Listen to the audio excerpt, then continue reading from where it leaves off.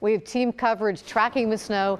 Catherine Cook has an update on road crew strategy. Matt is following the storm system as well. But first, let's get a look outside right now. Mike Benner is in southwest Portland for us along I-5. How's it look, Mike? I'll tell you what, Joe, Mother Nature is bringing it, sort of like the USA women's hockey team. What an incredible game. As far as what's happening out here, the snow has let up a little bit over the last few minutes, especially during that shootout, but it is still coming down at a pretty good clip. I want to give you a live look here at Interstate 5 at the Terwilliger exit. The southbound lanes are closest to us, northbound lanes on the other side of the barrier there. You'll notice the lanes themselves are still pretty passable, but there is quite a bit of snow buildup in the shoulders. A trouble spot we'll be keeping our eyes on overnight is just north of here, I-5 at the McAdam exit. Around this time last night, there were a couple dozen semis stalled out in that area as they tried to make it over the flyover there. So one of the reasons I picked this location here is so we can show you I-5, but also a heavily traveled side street. Photographer John, actually, watch your footing there. We're right outside the Burlingame Fred Meyer. This is Barber. And we've seen a number of ODOT and PBOT trucks come through here over the last 45 minutes to an hour. But again, there's some accumulation here on the street. This has only been over the last hour and a half or so.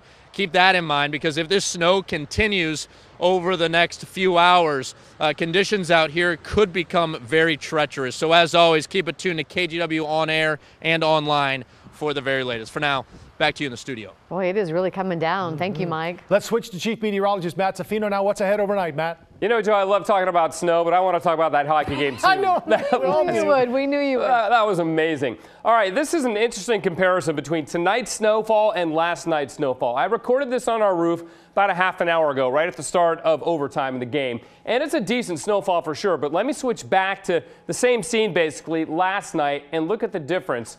That was last night, okay? So you can see the difference. This is 2-inch-an-hour snowfall. What we have going on tonight, I'll switch to it live, is basically 1-inch-an-hour snowfall. In fact, here it is live right now. Well, there we go. It's picked up. This is live right now. That kind of looks like last night again. So there we go. It's coming down hard. That looks more like 2-inch-an-hour snowfall than the 1-inch-an-hour snowfall we were getting just a bit ago. So it's coming down hard. I measured 0.3 of an inch of snow on the roof about a half an hour ago. I still think we're going to end up with about 3 inches, 1 to 3 in the valley. Temperatures are all around freezing right now, but that's okay. Even if you're at 33, it will drop with this snowfall, of course, that's happening. 33 in Salem, 31 up in Kelso. So even the coast is seeing sticking snow. Saw a report of 1 inch at Bay City. Now, we've got this band of heavy snow that's about to move in, is moving into the valley or the Portland area proper right now. Notice behind it, there is a break. That doesn't mean the snow is going to end, though, because there's another system offshore here. There's actually a secondary area of low pressure there, and while it looks like rain off the coast, that'll be snow when part of that moves inland later on tonight. So steady snow becoming heavier right now. We'll see 1 to 3 in the valleys, 4 to 5 inches in the hills possible. The snow will end and the clouds will clear tomorrow. So look for melting to begin late morning, really pick up in the afternoon, and we'll talk about the chances for more snow in the 7-day forecast because we're not done. Guys, back to you. And you know we'll talk about hockey later, too. Thank you, Matt.